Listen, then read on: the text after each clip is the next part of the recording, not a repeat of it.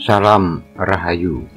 Pada kesempatan kali ini, saya ingin bercerita sekilas mengenai Parwa ke-10 dan Parwa ke-11 dalam kisah Mahabharata.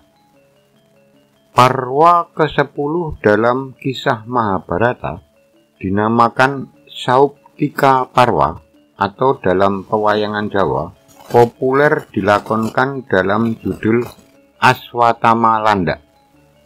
Parwa ini memuat cerita mengenai Aswatama yang bergerilya di malam hari membunuh para prajurit koalisi Pandawa di tepi sungai Yamuna. Lalu Aswatama membuat lubang terowongan ke arah tenda keluarga Pandawa pada saat petinggi-petinggi Pandawa sedang berkeliling menjenguk keluarga-keluarga prajurit yang gugur di Kurusetra.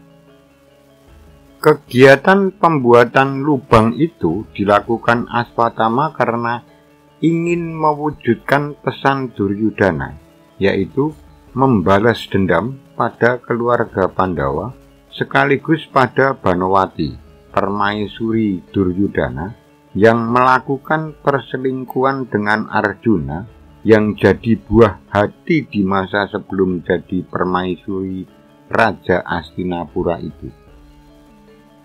Dibantu oleh Kerpa dan Kertamarma, Aswatama melakukan gerilya melintasi sungai Yamuna saat menjelang malam hari, mengendap-endap di antara ilalang pinggir sungai dan membantai satu persatu para pasukan koalisi Pandawa di tenda-tenda yang berkemah di tepi sungai Yamuna.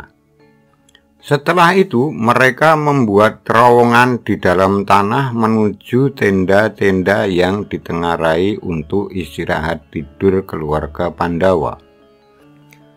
Kurang dari semalam, mereka, Aswatama, Kerpa, dan Kertamarma, mampu membuat gua terowongan itu sampai di tenda Pandawa.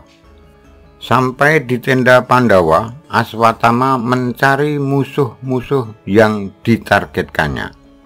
Pertama, dia mendapati Drestajumna yang telah membantai bapaknya, yaitu Resi Durna, di saat lemah karena diperdaya oleh Sri Kresna dan Pandawa. Di samping Drestajumna terlihat juga Pancawala, anak Yudhistira. Kemudian nampak Sri Kandi tidur bersebelahan dengan Banowati. Tanpa pikir panjang, Aswatama menghabisi mereka berempat dalam waktu yang singkat dan cepat. Setelah pembantaian itu, Aswatama dan rekan-rekannya melarikan diri dengan menelusup kembali ke lubang gua. Selang tidak lama gegerlah di seantero tenda koalisi Pandawa. Maling! Pembunuhan! Maling! Pembunuhan ki, ada yang mati. Celakanya, pelarian Aswatama dan kedua rekan gerilyanya itu diketahui oleh Antasena dan Antareja, penguasa kulit atau lapisan bumi.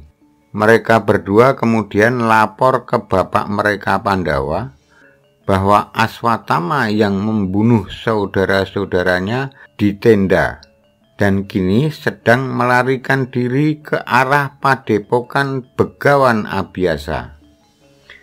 Akhirnya mereka dapat dikejar oleh keluarga besar Pandawa dan berkelahilah dengan Arjuna. Aswatama kalah sementara Kerpa dan Kertamarma sembunyi di belakang padepokan Abhyasa. Setelah mengakui kesalahan dan mengaku kalah dengan Arjuna, kemudian Aswatama memohon maaf dan memohon izin kepada Begawan Abhyasa serta keluarga Pandawa untuk meninggalkan kawasan Hastinapura guna menjadi pertapa. Sebentar, kata sang Begawan Abhyasa. Kerismu Pulanggeni itu ditinggal di sini, lanjutnya. Sialan, Aswatama ini sudah merencanakan dengan sangat matang peristiwa ini, gerutu Nakula yang diiyakan oleh Arjuna. Sudahlah, maafkan saja mereka dan biarkan dia menemukan karmanya dalam pertapaan, tanggap Arjuna. Sementara itu, pada Parwa ke-11 yang disebut sebagai Stri Parwa, terkandung cerita mengenai janda-janda serta keluarga prajurit Kurawa dan Pandawa yang bergabung bersama mencari jenazah suami dan keluarga mereka guna diupacarai bersama. Tidak terkecuali Kunti, ibu Pandawa, juga ikut bergabung dengan para ibu-ibu dan keluarga yang mencari jenazah keluarganya itu. Dan ketika Kunti menemukan jenazah Adipati Karna atau Surya Putra, segera ia memanggil para anak Pandawanya, lalu berkata, "Abukan dia secepatnya, sebab dia adalah darahmu juga," kata Kunti pada Arjuna, Bima, Yudhistira, Nakula, dan Sadewa. Kemudian Kunti bercerita mengenai kelahiran Adipati Karna atau Surya Putra dan mengapa dia menjadi saudara tua Pandawa. Cerita Kunti ini sangat memilukan bagi Pandawa dan karenanya nanti akan saya buatkan konten khusus biar pemirsa dan pendengar enak menikmatinya.